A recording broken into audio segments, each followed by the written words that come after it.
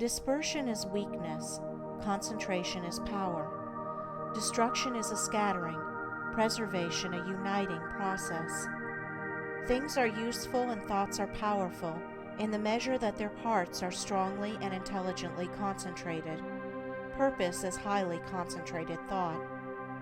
All the mental energies are directed to the attainment of an object, and obstacles which intervene between the thinker and the object are, one after another, broken down and overcome. Purpose is the keystone in the temple of achievement. It binds and holds together in complete whole that which would otherwise lie scattered and useless. Empty whims, ephemeral fancies, vague desires, and half-hearted resolutions have no place in purpose. In the sustained determination to accomplish, there is an invincible power which swallows up all inferior considerations and marches direct to victory. All successful men are men of purpose. They hold fast to an idea, a project, a plan, and will not let it go.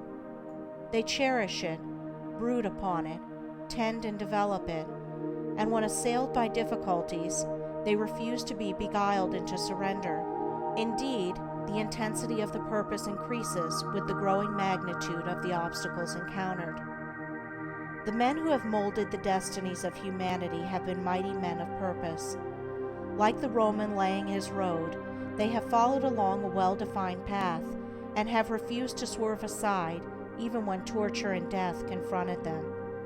The great leaders of the race are the mental road makers, and mankind follows in the intellectual and spiritual paths which they have carved out and beaten. Great is the power of purpose. To know how great, let a man study it in the lives of those whose influence has shaped the ends of nations and directed the destinies of the world. In an Alexander, a Caesar, or a Napoleon, we see the power of purpose when it is directed in worldly and personal channels. In a Confucius, a Buddha, or a Christ, we perceive its vaster power when its course is along heavenly and impersonal paths. Purpose goes with intelligence. There are lesser and greater purposes according with degrees of intelligence. A great mind will always be great of purpose. A weak intelligence will be without purpose. A drifting mind argues a measure of undevelopment. What can resist an unshakable purpose? What can stand against it or turn it aside? Inert matter yields to a living force, and circumstance succumbs to the power of purpose. Truly the man of unlawful purpose will, in achieving his ends, destroy himself. But the man of good and lawful purpose cannot fail. It only needs that he daily renew the fire and energy of his fixed resolve to consummate his object. The weak man, who grieves because he is misunderstood, will not greatly achieve. The vain man, who steps aside from his resolve in order to please others and gain their approbation, will not highly achieve. The double-minded man, who thinks to compromise his purpose, will fail. The man of fixed purpose who, whether misunderstandings and foul accusations, or flatteries and fair promises, rain upon him, does not yield a fraction of his resolve, is the man of excellence and achievement, of success, greatness, power. Hindrances stimulate the man of purpose.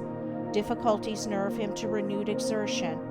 Mistakes, losses, pains do not subdue him, and failures are steps in the ladder of success, for he is ever conscious of the certainty of final achievement. All things at last yield to the silent, irresistible, all-conquering energy of purpose. Out of the night that covers me, black as the pit from pole to pole, I thank whatever gods may be for my unconquerable soul. In the fell clutch of circumstance, I have not whined nor cried aloud. Under the bludgeoning of chance, my head is bloody but unbowed. It matters not how strait the gate, how charged with punishment the scroll. I am the master of my fate. I am the captain of my soul.